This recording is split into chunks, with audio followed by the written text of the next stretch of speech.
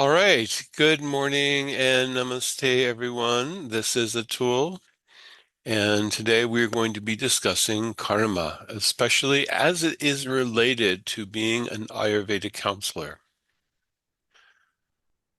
So let's see. I've got that. And here's the chat. Okay.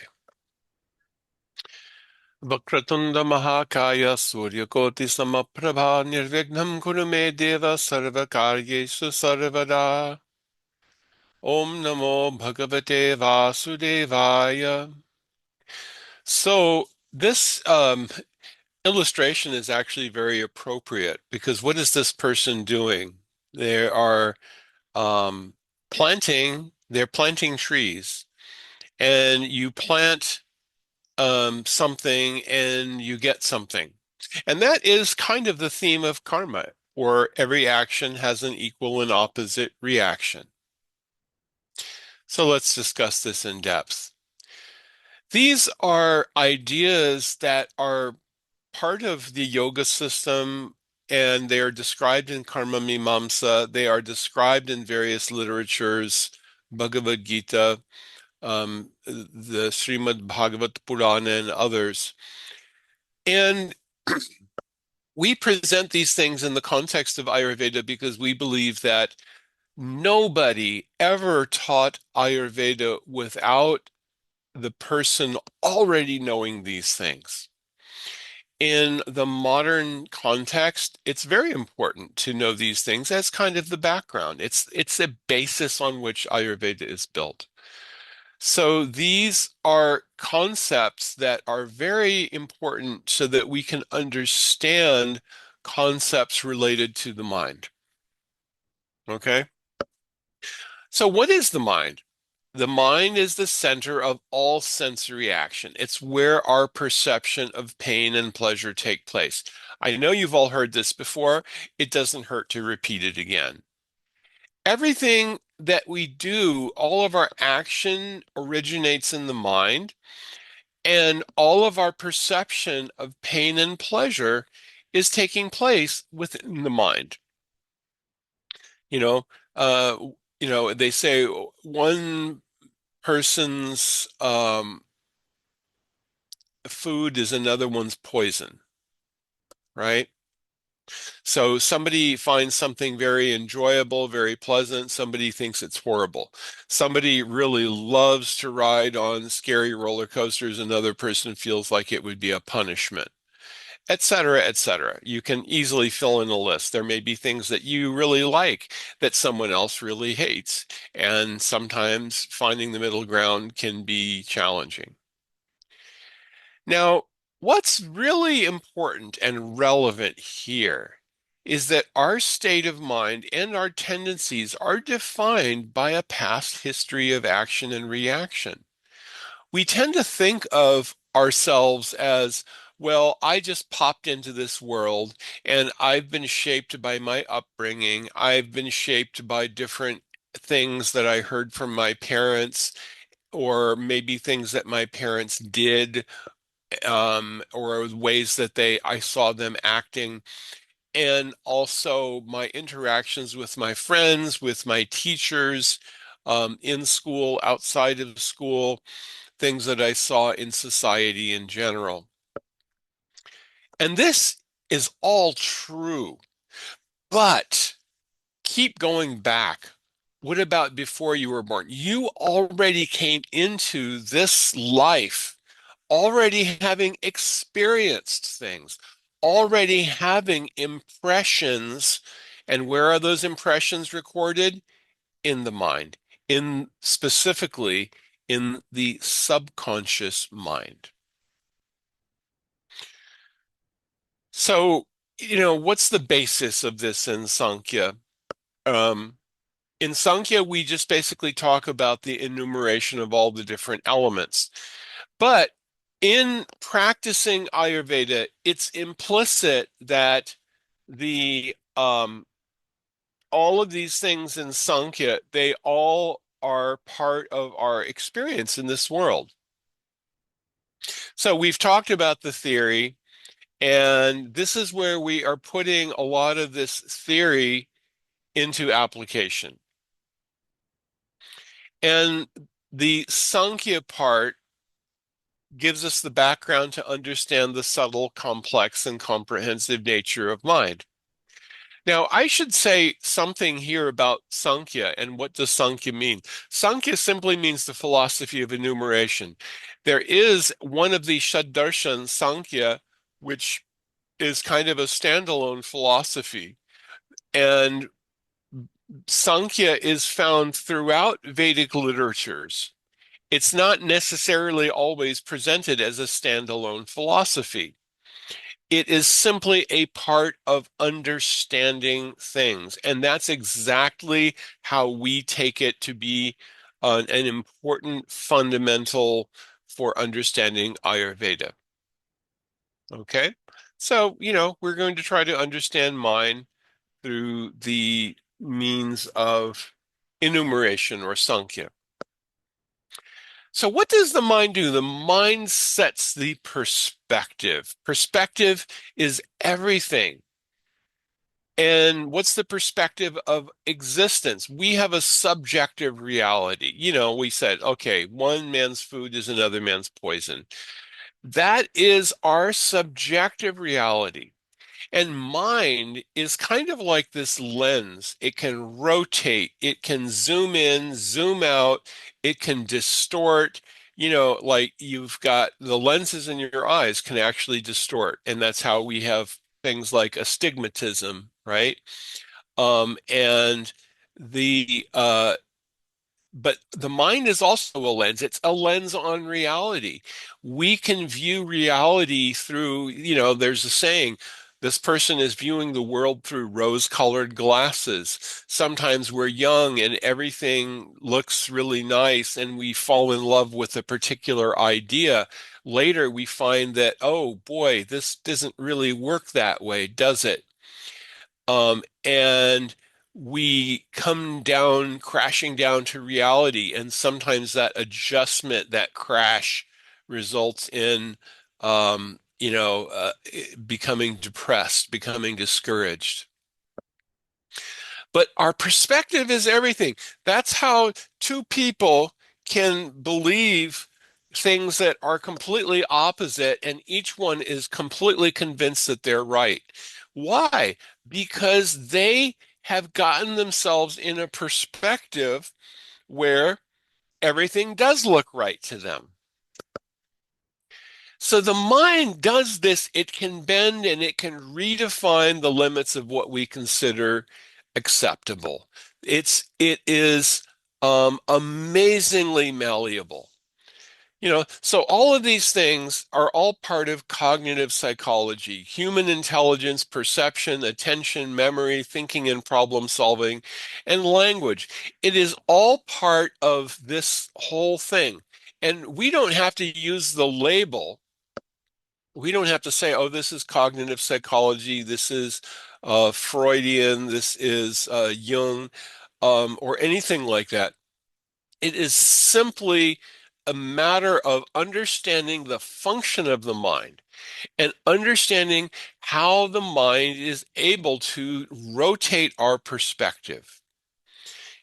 So and this is also something, and again, I don't want to try to get into politics, but politics is a good example, particularly nowadays, because there's just so much emotional content that is meant to appeal to people not at a rational level, but at an emotional level.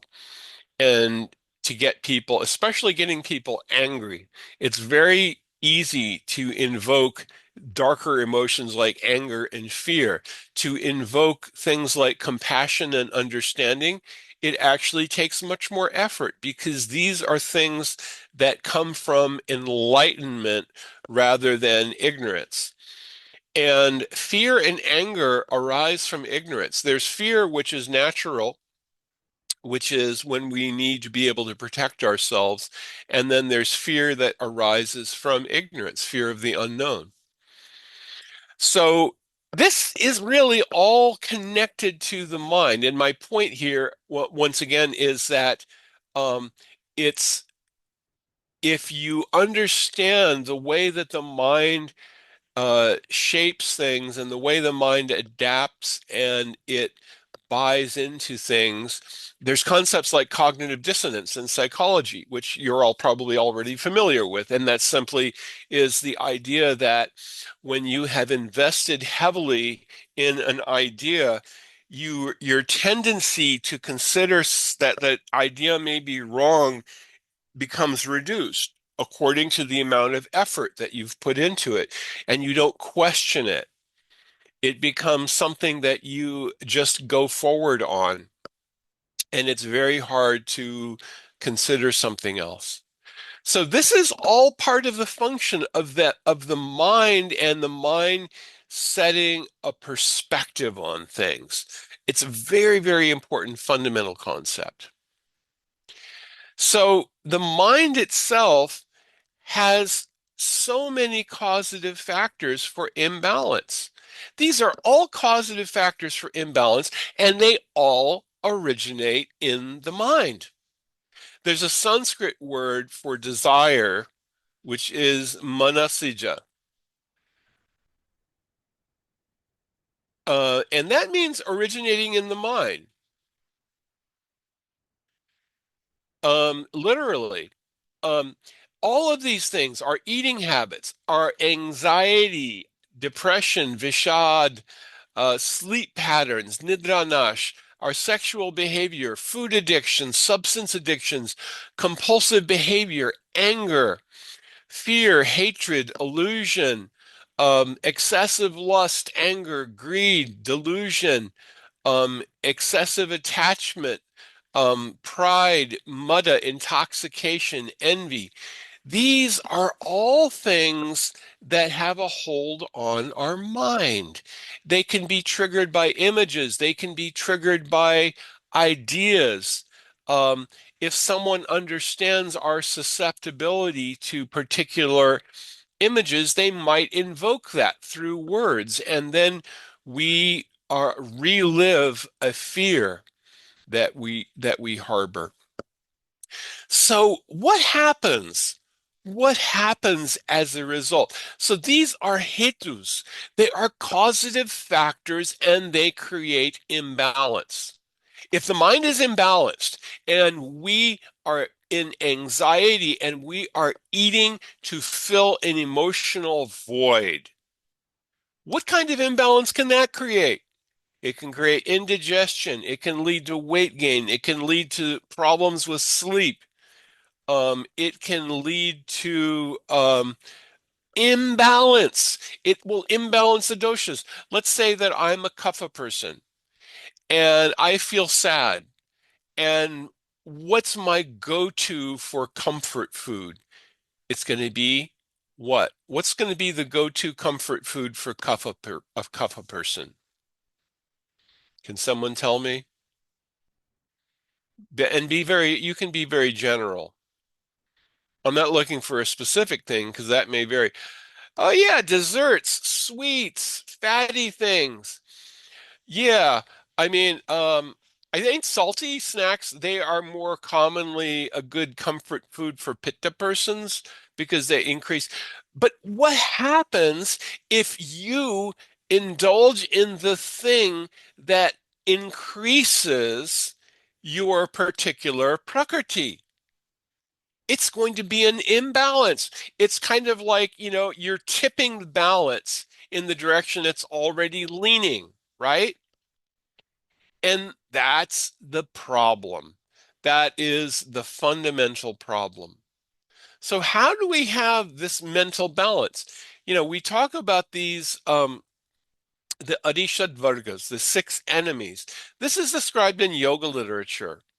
Um, when we have a very, very strong desires, and we're trying to fulfill our desires, and we become a slave to our desires, especially sexual desire, it can lead to a lot of different problems. And krodha or anger is particularly destructive. Under the influence of anger, we do really stupid things and we do things that are harmful and that can land us in a lot of trouble. And lobha or greed, you know, there's a saying that if someone becomes very wealthy, it is just like water doesn't want to flow out of a deep well. So people becoming wealthier don't automatically become more generous. If someone has a lot of wealth and they show an inclination to help others and to use whatever they have for good, that's an exceptional person. That person has good sanskars from a previous life, and they have come into this life with a very deep conviction that whatever they gain should be used for helping others. Now, it's a very interesting thing. It's part of human nature. If you ask any very rich person, billionaire, they're mostly going to say, "Oh, well, I'm doing this that's helping so many people. I'm doing such good work that's helping so many people." Um, but really, they're driven by this thing, greed. I want more. I want more for myself, and I want to feel good about it. Now, some people don't even really care particularly about feeling good about it. There's also the element of illusion, moha. I'm deluded. It's very easy to see sometimes when another person is deluded. Sometimes it's very difficult to see it in ourselves. And mada, intoxication, when we're proud, when we feel that I'm so beautiful, I'm so wealthy, I'm so successful, I'm so good at what I do. Oh, I'm amazing. And of course, I'm saying these things not because it's bad to feel that I am good and I'm worth loving, because that's the road that tends to lead to depression, and that's not healthy. But when I'm talking about mudda, intoxication, it means that I'm so full of myself, that I simply have no cognizance of other people, or other things, or a perspective on life. And matsarya, envy or jealousy, this is always an enemy, and it tends to divert us. So all of these things lead to imbalance. These are all causative factors for imbalance. Now, there is this cycle that's given in Bhagavad Gita, and we've gone over this before. It's always worth mentioning. Dhyato vishayan pumsa. I contemplate objects of desire, objects of sense enjoyment. And then sangas teshu pajayate. I develop some affinity or attachment for them. Sangat sanjayate kama. Desire arises from affinity. Uh, Kamat krodho bijayate. And when our desire is unfulfilled, it gives rise to anger. There's always going to be anger when we become disappointed, when we don't get what we want, which leads to, certain philosophies like, Buddhism says that desire is the root of all of our problems in this world. And we have to be able to give up desiring. And it's actually true, because desiring does land us in trouble. The problem is it's part of our nature, our innate nature. Even underneath mind, intelligence, ego is the Atma, and the Atma naturally seeks pleasure. The problem is that we're seeking pleasure in the context of the mind and senses, and that is limited. And then when we hit on those limits, we become angry. Anger, krodhad bhavati sammoha. Anger causes a deluded state. Sammohat smriti vibhramaha. And this delusion causes forgetfulness. Smriti Brahmshad Buddhinasho, forgetfulness destroys intelligence. Buddhinashat pranashyati. And when intelligence is gone, we lose everything. So it is, even though it's talking about a spiritual philosophy and how to be on a yoga path and to keep ourselves uh, protected from such things so that we can move upward. It is something that applies in Ayurveda as well, because understanding this principle of the downward path that leads us in the downward spiral is important because these are things that cause imbalance and it causes unhealth. So, you know, again, we come to this concept of mind and intellect. They are defined separately, but they do operate together as one. We talk about them for the purpose of analytics.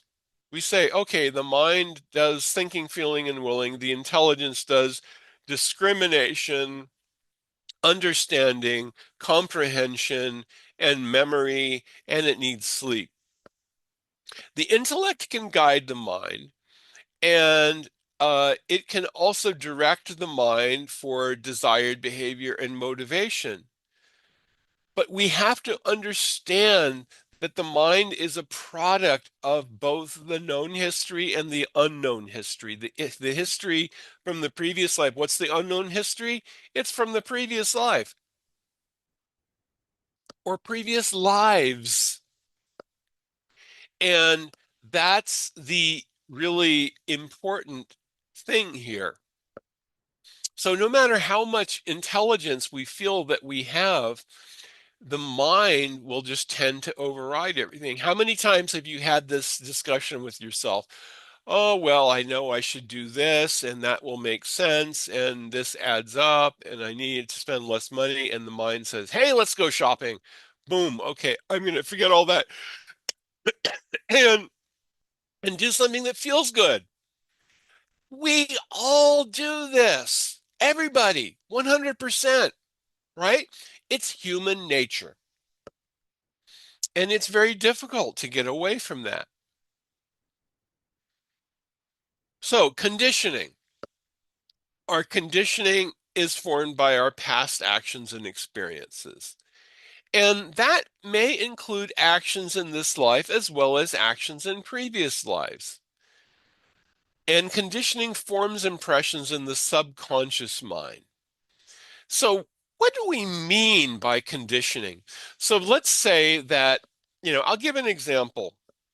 I once trained with this martial arts guy, and he used to be a hand-to-hand combat instructor in the army. And he knew a guy who was really good. He was a hand-to-hand combat trainer, and he would practice every day. He'd have somebody come at him with a fake knife, and he would get the knife away from the person, and then he'd hand it back to them and have them come at him again and try to stab him.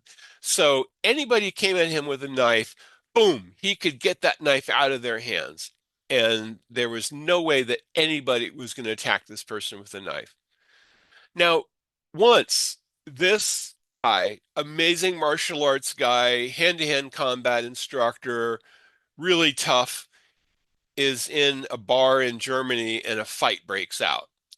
And somebody has a knife, and somebody comes at him in the fight with a knife, immediately takes the knife away from him, hands the knife back to the guy, and then goes on fighting the other person who's fighting with him. And so he ends up getting stabbed.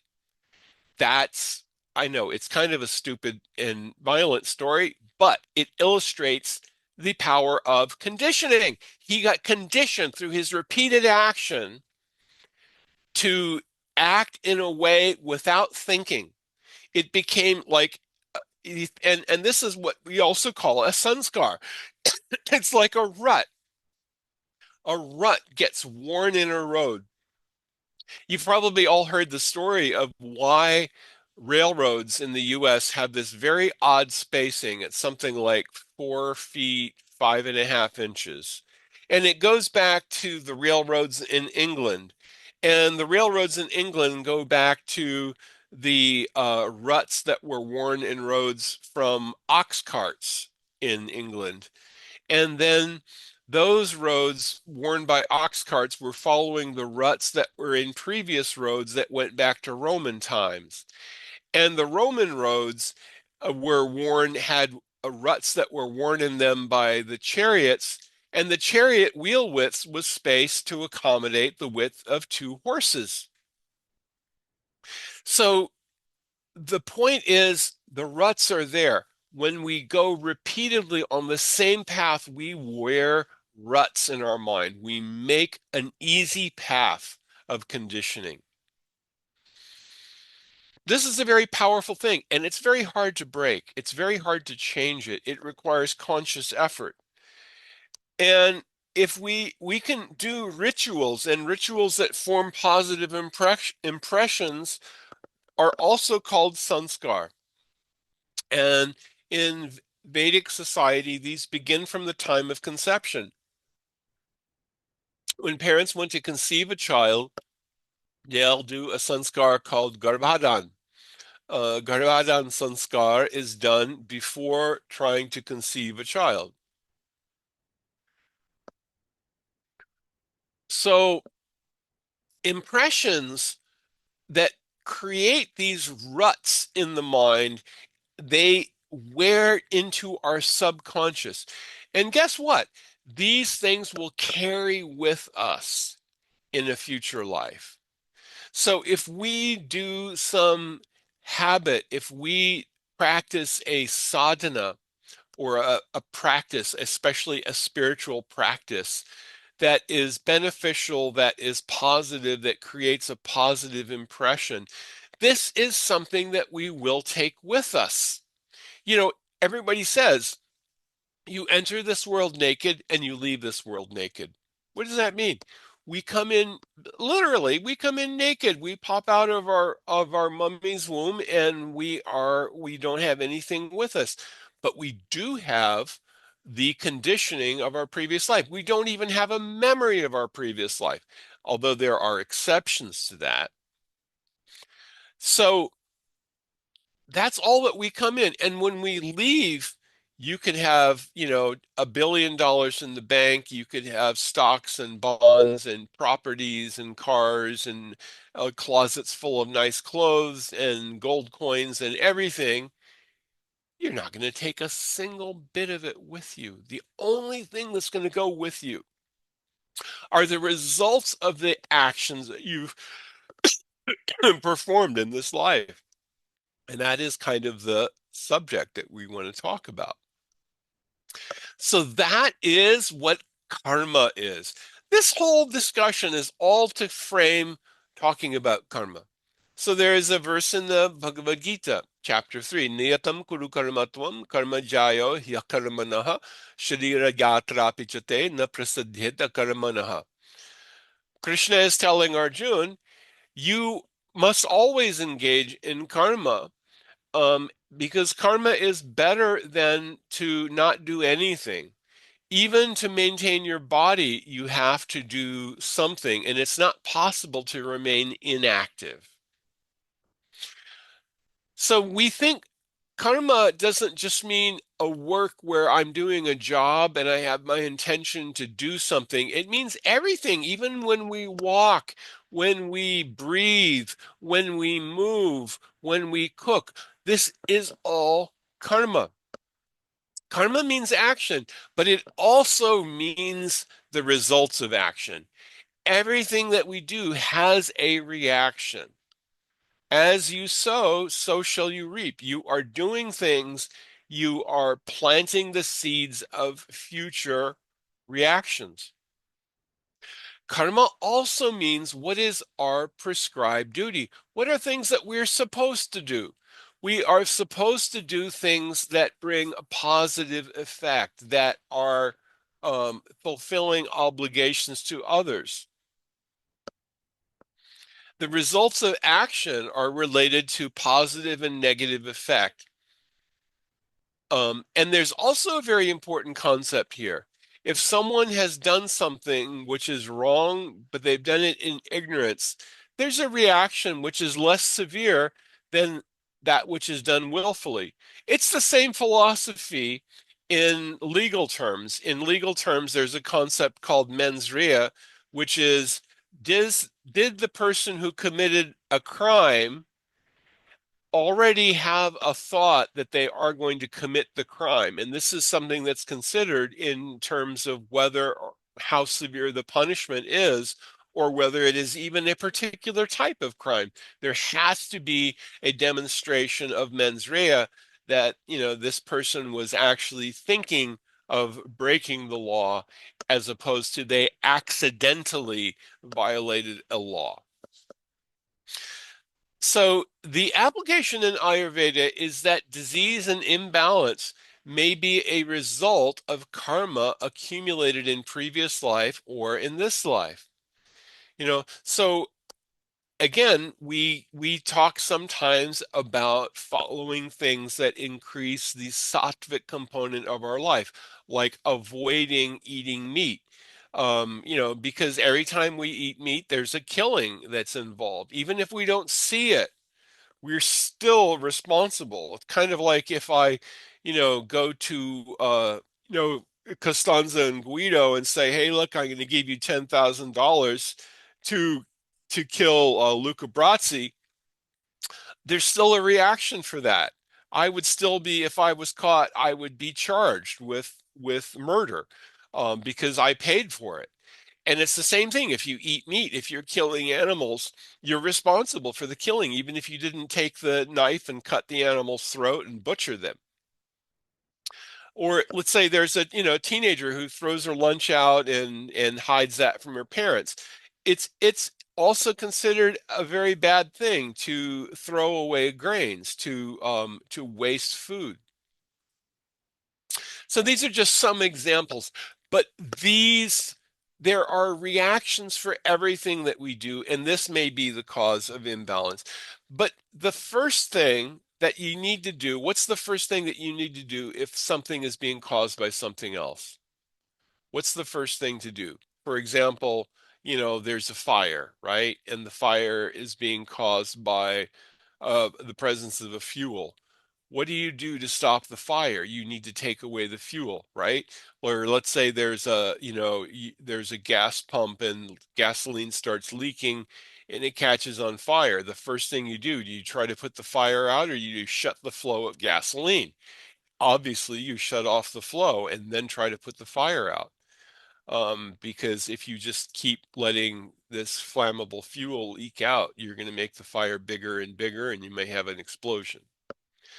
So when we're trying to help people as Ayurvedic counselors, we also want to try to cure the disease at the root. We want to try to understand the causes of suffering, and we need to understand that negative karma can be a cause of suffering, and we can counsel people to try to reduce, which can be very difficult because sometimes people just absolutely believe, and remember, this gets back to that whole perspective thing, right?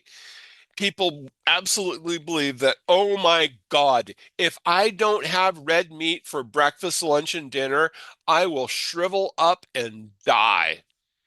Because the idea of having even a mostly plant-based diet is, for some people, it's just, incredibly, it's like horrible. Oh my God, that's horrible. You can't tell me to do that.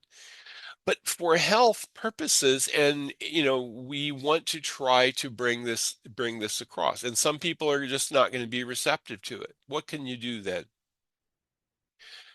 So again, karma yoga. Karmendriyani samyamya ya aste manasa smaran indriyartan vimudhatma mityachara sa uchyate.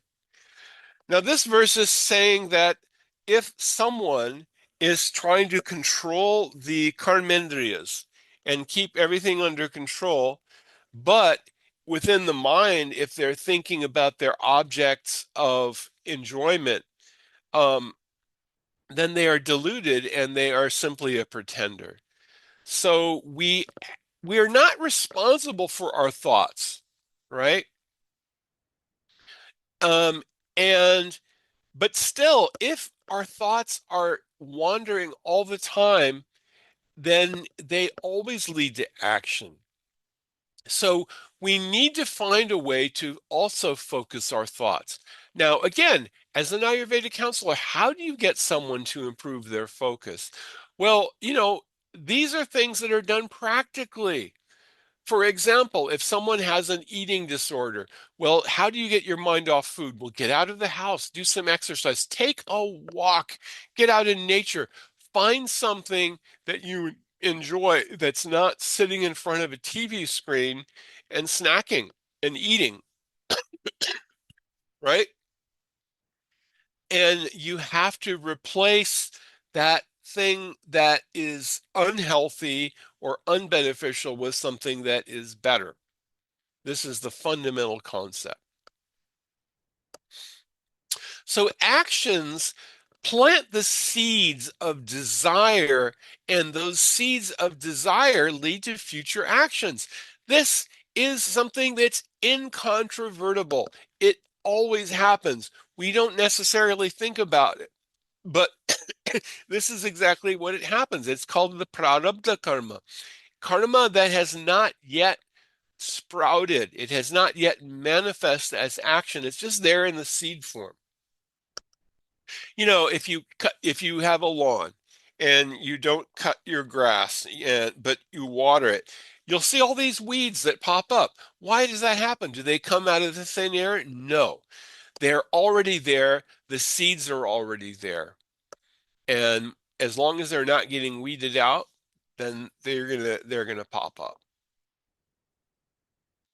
So karma means action. It also means the results of action. And the actions which are prohibited, which are against the what's considered beneficial in the human form of life, these incur negative reactions called pop. Prohibited actions generally involve causing harm to others or to oneself. And others is not simply referring to other humans, but it does especially refer to other humans. So when we cause pain to others, when we are critical, when we cause harm to others, when we put other people down, this is also something that is causing negative karma. It is resulting in um, it is resulting in a negative reaction. And sorry, on the Eightfold Yoga process, avoidance of prohibited actions is part of the process. This is called niyama or restriction. And the descriptions of prohibited actions which generate pop can be found in various Puranas, various Vedic literatures.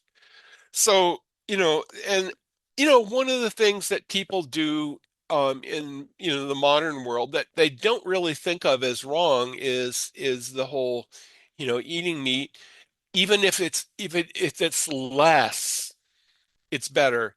People may not be able to give it up altogether, but it's also even the recommendation of doctors that, you should have more fruits and vegetables in your diet and not just live on eating eating meat, because that's the way that people used to live.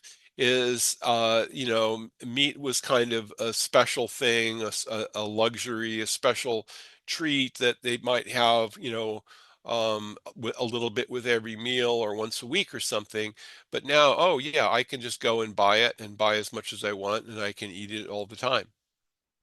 But anyway, this is karma, and the reactions of karma is something that we do consider, because our definition of health, according to Ayurveda, is sharirendriya sattvatma samyogo dhari jivatam nityagaschanubandhascha pariyayayayuruchyate. It is everything, all of these things together, including the state of the Atma and the mind and intelligence. So, what about prohibited action? Is there punishment? That the severity and nature of prohibited action determines the reaction, along with the degree of knowledge. Did I know that I was doing something wrong, or did I do it out of ignorance, or just because that's how I grew up? The reactions are received in the sukshma sharir, or the subtle body, in a area called narak, or hell. It's not eternal, but it could last for a very long subjective period. And after receiving punishment, the next body is also determined based on the eligibility of actions. And this is where we have the transmigration between human, animal, and aquatic species. So let's give an example.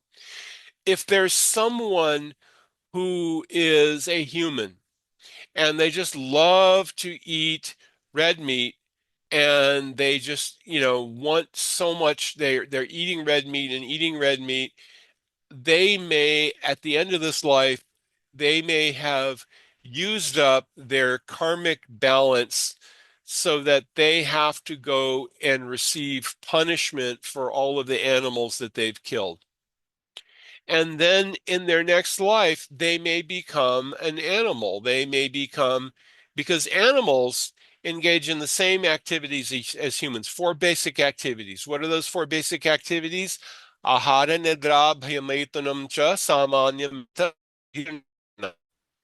eating, sleeping, mating, defending, right? Animals do all of these things. Animals can have affection for each other. Animals care for their children. Animals can feel fear. Animals are actually sometimes better than humans because they will only take as much as they need. They won't uh, be greedy and take more than they need and deny others because they just want to have more and more and more. And then animals cannot do any sin. They cannot do any pop. They can only move upwards in the chain of consciousness. And again, they can reach the human form of life because the human form of life is meant for higher things. That's the basic, it's a Vedic idea. It's not specific to Ayurveda. So when a human wastes their human form of life, and especially if they do things in knowledge that I'm doing something wrong, they have to receive a punishment, and they may have to go down to an animal species. Let's say somebody just likes to eat all kinds of things, and they eat really disgusting things. They might become a pig, and pigs will eat everything, and they will even eat stool. Yes, it's true. And they just, they enjoy their life as a pig. But they have a pig consciousness. So, yes, I know people keep pigs as pets as well, but the pig's consciousness is about eating. Pigs want to eat, and they will eat, and they'll eat anything. So if somebody wants to just eat everything and anything and be a glutton, then they may end up getting the body of a pig, and their consciousness has to be prepared for being a pig. But the evolution of consciousness culminates in the human form of life, where we actually have the opportunity to inquire into higher things. That's the basic idea. So, our current state of mind, in summary, is a product of our past actions. And our past actions may lead to movement between different states. We can move upward and we can move downward. And the downward movement may involve going from the human body to lower species. And lower species can only move upward, and they can only act according to their swabhava, or nature. Let's take dogs, for example. Dogs can be trained. Dogs have the nature, they like to please their masters. You can train a dog to do something, and the dog is happy to do it. Some people say, "Oh, training dogs to do stuff is cruel. They should just be allowed to be dogs." But actually, dogs are happy when they are actually serving their master. They tend to be territorial, and they are valued for their loyalty, but they will only act according to their nature. Dogs always want to eat. You don't trust a dog around a plate full of sandwiches. And and that's just, it's their nature. That's how they are. So anyway, that's basically it. So this is the concept of karma.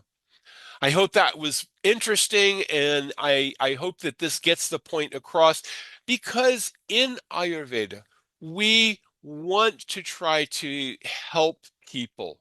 We want to try to help people to improve their lives, to have better balance, to be able to move up. Well, okay, interesting question. What about the devas? How are devas and upadevas fitting in?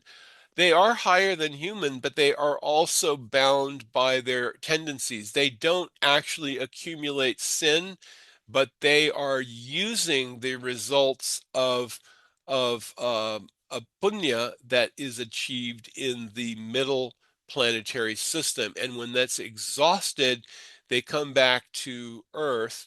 And according to Srimad Bhagavatam, they come to a different place that you can't go to, that's very beautiful and very heavenly, and they live for a very long time there because Indra is a post. So Indra's post lasts for about 300 million of our years.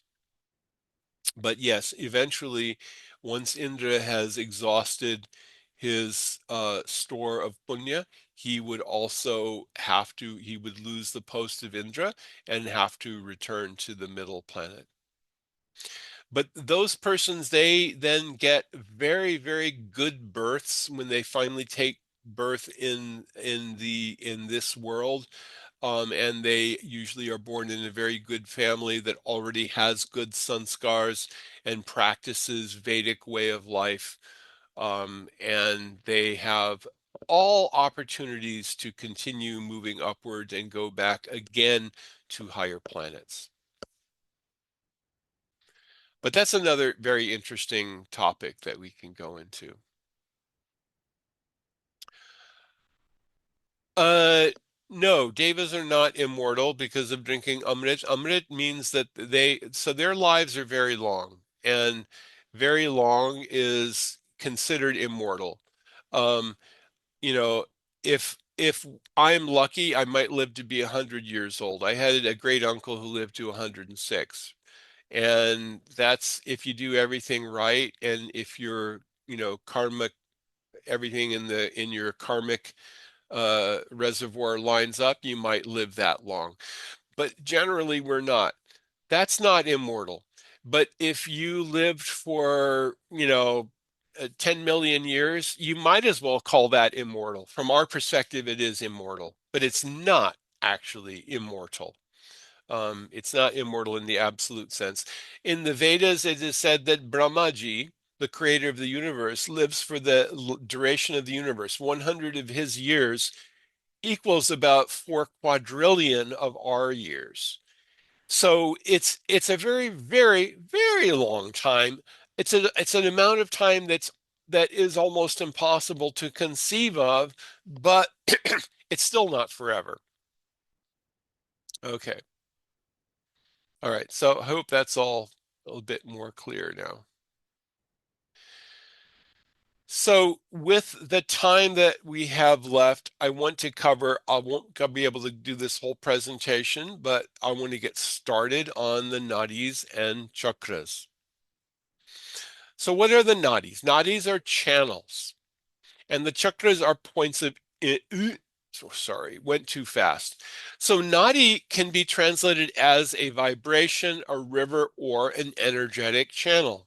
These are rivers through which prana moves through the body like a highway system.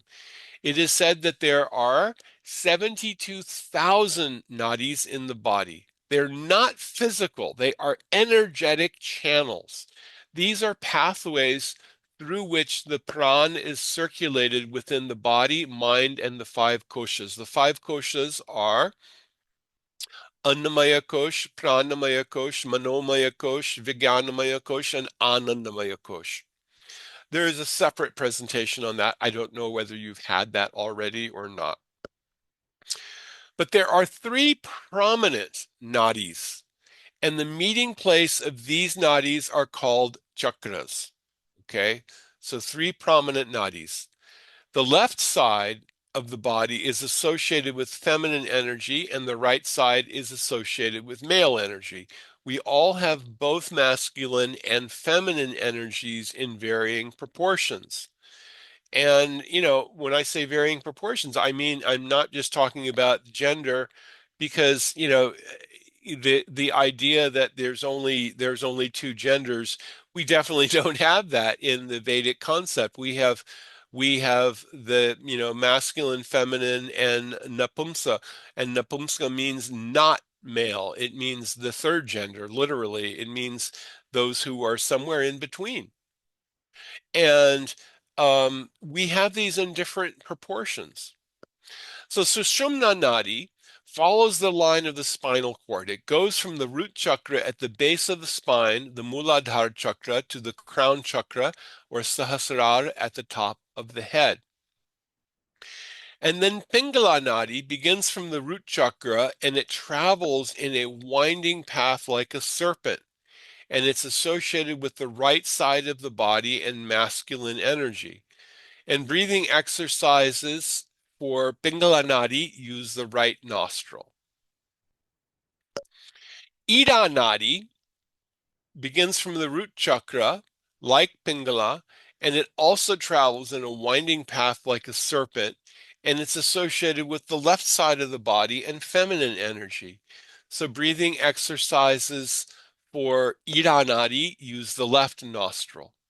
Now you can see how this looks somewhat like the caduceus, right, where you have a staff and two serpents wound around it. That's because there are ideas, especially from some of the, this is a concept in Ayurveda, and it is also present in Kundalini and in yoga practice. And some of these ideas did make it from India to the ancient Greeks. And, they had the idea of the three humors. But the Greeks didn't have such an explanation of fitting everything together that could be, considered a viable thing. It got discarded as something that was more primitive and, old fashioned. And now we have a better idea, which is looking at the atomic analysis of things. Now, the chakras, these are the intersections of Sushumna, Pingala, and Ida nadis. These are major centers for the flows of energy throughout the body. And these are described extensively in yoga literature. So you have 7 chakras here, beginning from the Muladhara and going up to the crown chakra. So Muladhara, Swadhisthana, which is in the groin area, Manipura, the navel chakra just behind the navel, Anahata, the heart chakra, Vishuddha, the throat chakra, Agya, the third eye, and then there is Sahasrara, or the crown chakra. These are very important intersections. And remember, there's not just these 3 nadis, Sushumna, Pingala, Ida. There are thousands of them. These just happen to be 3 principal ones. Now, these chakras are also associated with the Pancha Mahabhut. So Muladhara is associated with earth, Swadhisthana with water, Manipura with fire, Anahata with air, Vishuddha with space. Agya and Sahasrara are not associated with Pancha Mahabhutas. They are associated with higher realms of perception. And Sahasrara specifically is the goal. It is a goal in some yoga practices to exit the body through the crown chakra to be able to leave this material world of birth and death. In the Kundalini yoga practice, that's the goal. So these chakras, these are nexi for circulation of energies, and the circulation of prana is the main mechanism by which consciousness permeates the body. And the nadis or channels are in touch with all five major and five secondary pran.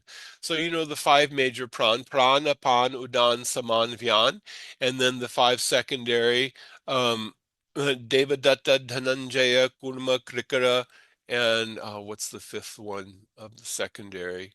Um, Devadatta, Krikara, Kurma, Dhananjaya, and I forget.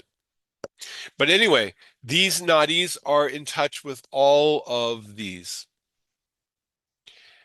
So again, Muladhara is the base of the spine, and these are also some, yantras and symbols that are given for them. This is kind of a little bit of a tantric thing as well. Kundalini is a yoga practice that involves trying to use different types of processes to raise awareness to the different through the different chakras. So the Swadhisthana is behind the pubic bone lumbar plexus. The Manipur is at the navel center solar plexus. Anahata is at the level of the heart, the cardiac plexus. The Vishuddha is at the pit of the throat or the cervical plexus. Agya between eyebrows, and the Sahasrar at the crown of the head, the Adipati Marma, where the three skull sutures join together. That's where the Sahasrar or Brahmarandra is. So the space element um, is governs these is governing these three. So beginning from Vishuddha, and there's an association of the throat communication, the cervical and thyroid gland, agya, third eye, intuition, pituitary gland, our lower brain. It's through our third eye that we are sometimes able to perceive things outside our body. And the Sahasrar is also a location of pran. It's a location of the Mahamarma Adipati. It affects the pineal gland, and it also represents the highest level of consciousness. The heart chakra is associated with air element. It is also a Mahamarma, Hridaya Marma. It relates to the thymus, the heart, and the lungs. The fire element, the Manipura chakra, is just above and behind the navel. It's the Nabhi Marma. It relates to organs of digestion, the pancreas, stomach, liver, gallbladder, and small intestine. And it's the seat of Agni, very important for digestion. The Swadhisthana, or the sacral chakra, is associated with the water element. It is below the navel, behind the pubic bone. It's the seat of Mula and related to waste. It's the seat of reproductive organs and pleasure, and the seat of Ojas. Finally, the earth element, Muladhara chakra. It is the root chakra around the area of the perineum. It is the Nabhi Marma. It relates to prostate, kidneys, bladder, and spine. It's our seat of earth, the grounding energy. And in some traditions, it's said to be the meeting place of the three main nadis and is known as Triveni, or the junction of the three. So chakra is a wheel. It's a nexus. It's like a psychic, spherical, energetic center. And these chakras are connected through the channels called nadis. There are 7 chakras, and they are the meeting points of Sushumna, Pingala, and Ida Nadi. The chakras exist both in the physical plane and in the subtle body. This is also a very important concept, and that's why the chakras can affect us physically, mentally, and spiritually, because they connect these 3 planes of existence. Now, another very important thing, and I'm going to conclude with this, is that Nadi Pariksha, or pulse diagnosis, involves sensing the state of these 3 channels. The major pathways are shown, but they're also present in the fingertips and in the wrist. So, and this is an advanced topic, the Nadi Pariksha, and there's only one person here who teaches it, and that is Manjulali. Manjulali Vaidya teaches the Nadi Pariksha. And it involves sensing the Sushumna Pingala Ida channels in the person and sensing them um, using the a subtle perception. So that was a very quick breeze through of this presentation on nadis and chakras. I hope that was interesting. Thank you very much.